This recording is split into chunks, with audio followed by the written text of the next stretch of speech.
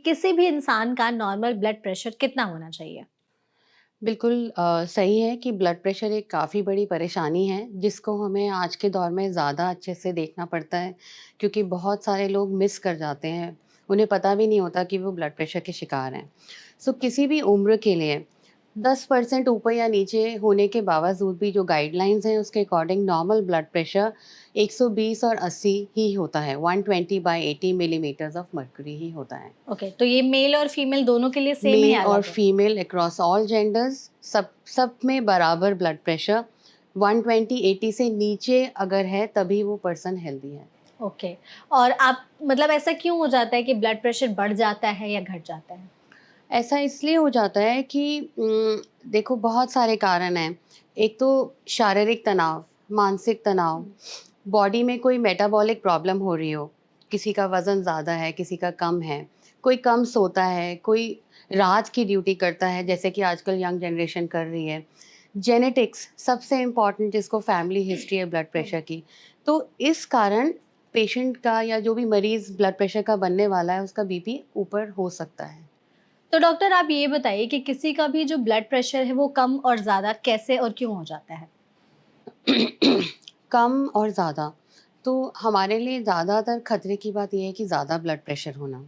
सो ज़्यादा blood pressure होने के जैसे मैंने पहले भी बताए कारण अ, एक तो जेनेटिक्स है कि जेनेटिकली आपके माँ-बाप को ब्लड प्रेशर था, तो बच्चों में वो 10 साल पहले आने की संभावना रहती है ब्लड प्रेशर। दूसरा ये है कि किसी की लाइफ़स्टाइल अच्छी नहीं है, स्मोकिंग, ड्रिंकिंग, ज़्यादा सॉल्ट कंटेंट आपके खाने में है, नमक ज़्यादा खा रहे हैं, वज़न ज़्यादा है और उसके बाद आपका सोने का साइकिल ठीक नहीं है, तो इन सब कारणों से ब्लड प्रेशर बढ़ने की संभावना होती है। ओके।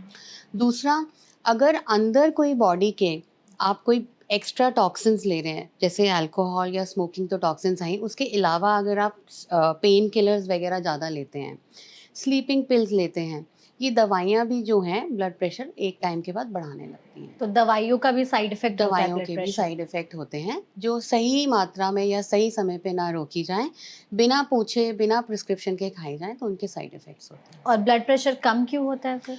ब्लड प्रेशर कम आमतर लोगों का बीपी 120/80 से नीचे रहता है। तो हमें ना जब तक ब्लड प्रेशर कम है, उसके कोई सिम्पटम्स नहीं हो रहे हैं, तब तक हमें पता नहीं चलेगा कि लो है। किसी इंसान को चक्कर आ गया, तो हम देखेंगे कि उसे चक्कर आया, तो हम सबसे पहला हमारा रिस्पॉन्स है कि हम ब्लड प्रेशर चेक करें। तो अगर वो 100 से नीचे है, 70 से नीचे है, तो उसका ये कारण हो सकता है कि भई गर्मी है, आपने पानी कम पिया है, आपने खाना-पीना ठीक से नहीं खाया है।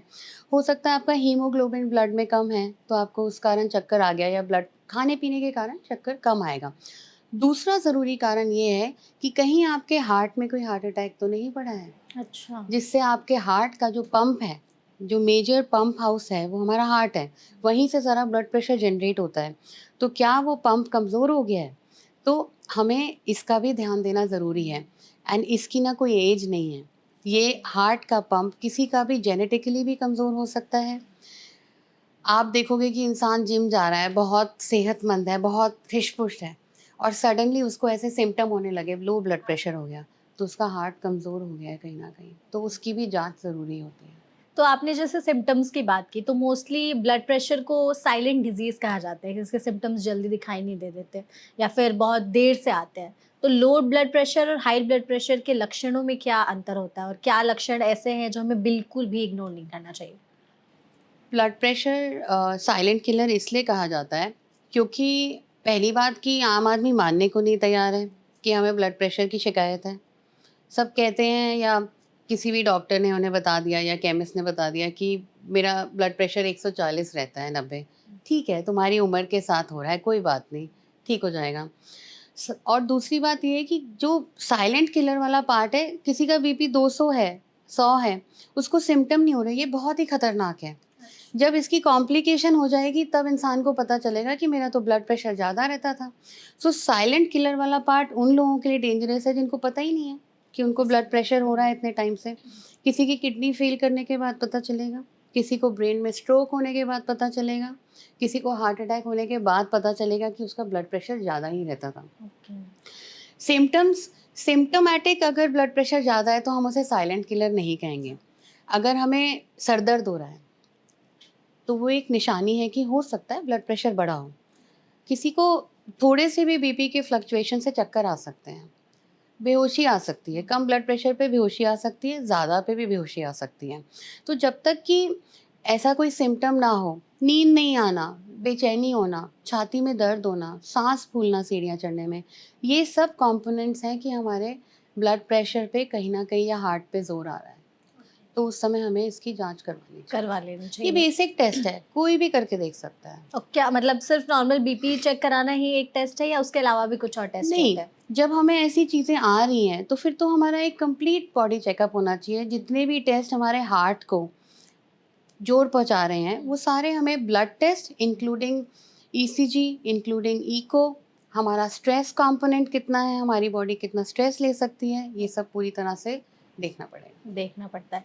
तो मैम आपने जैसा कि डॉक्टर कहा है ना कि जो हाई ब्लड प्रेशर है वो ज़्यादा खतरनाक है और लो ब्लड प्रेशर, तो क्या मतलब ऐसा है कि लो ब्लड प्रेशर वाले को ज़्यादा चिंता करने की ज़रूरत नहीं है और हाई ब्लड प्रेशर वालों को ज़्यादा चिंता करने की ज़रूरत है? देखो लो ब्लड प्रेशर तो आम जनता में भी रह सकता है। फीमेल्स का प्रेशर हमेशा लो ही रहता है।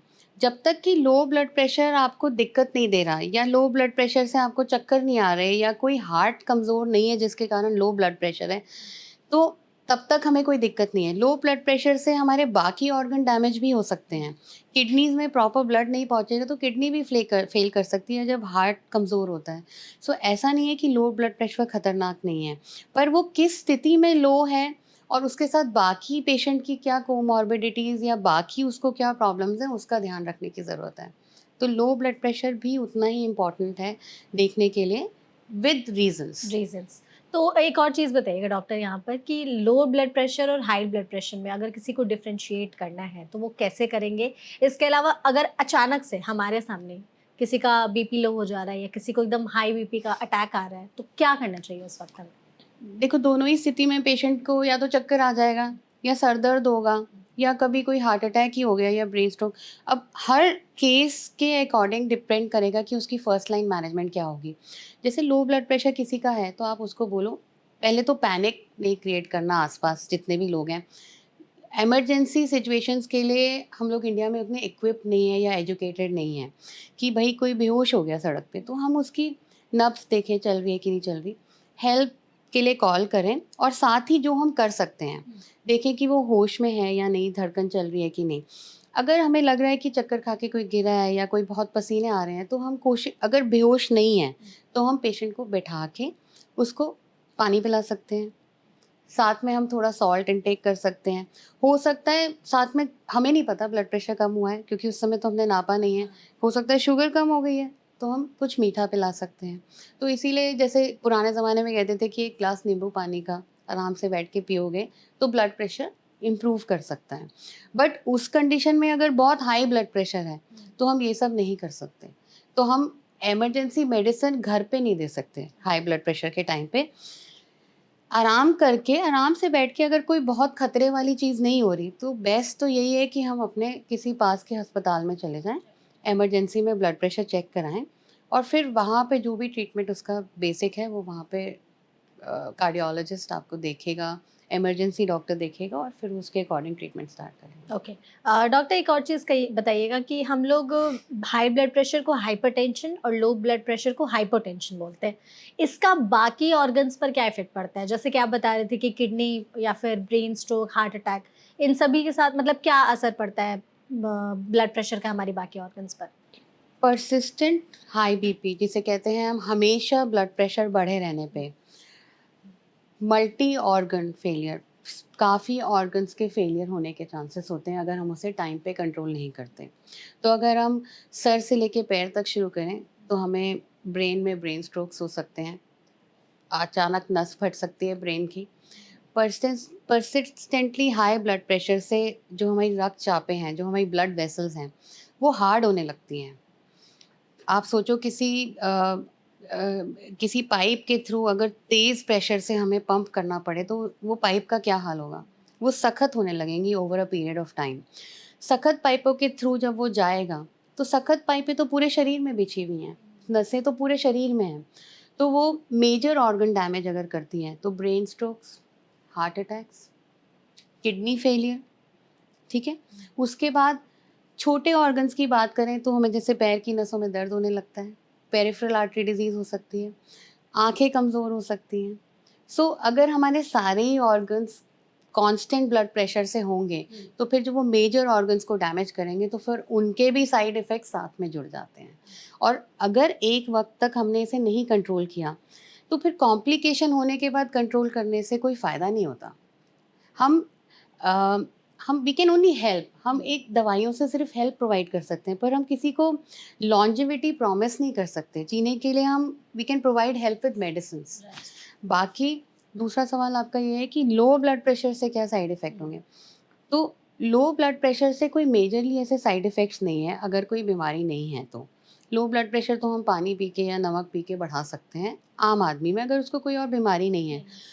अगर उसको हार्ट का फंक्शन डैमेज हो गया है या हार्ट का एलवी फंक्शन, जिसे लेफ्ट वेंट्रिकुलर एजेक्शन फ्रैक्शन कहते हैं, अगर हार्ट का पंप कमज़ोर हो गया है, तो वक्त के साथ कार्डियोरीनल सिंड्रोम, जिसे हम कहते हैं किडनियों में पानी कम जाने से किडनियों में भी फेलियर के सिम्टम आने लगते हैं। फिर बॉडी में पानी इकट्ठा होने लगेगा, धीरे धीरे आपकी पेशाब की ड्रॉप होगा, किडनी फेल करेगी, किडनी फेल करती है तो वो एक ट्रैफिक जैम करती है, हार्ट पे लोड बढ़ाती है। कमज़ोर हार्ट पे जब लोड आता है तो कभी-कभी पेशेंट, आपने देखा है, साँस फूलता हुआ हॉस्पिटल में एडमिट होता है, क्योंकि उसके लंग्स में पानी आ जाता है। तो ये सब ऑर्गन्स एक साथ कनेक्टेड हैं।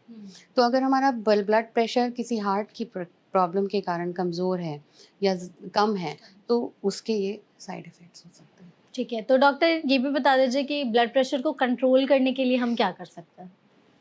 ब्लड प्रेशर को कंट्रोल करने के लिए सबसे पहले हर एक इंसान को जानना है कि लाइफ़स्टाइल, सबसे पहला स्टेप है अपनी लाइफ़स्टाइल ठीक करना। वो ही हमारी किताबों में भी हमें सबसे पहले पढ़ाया गया है कि prevention is better than cure.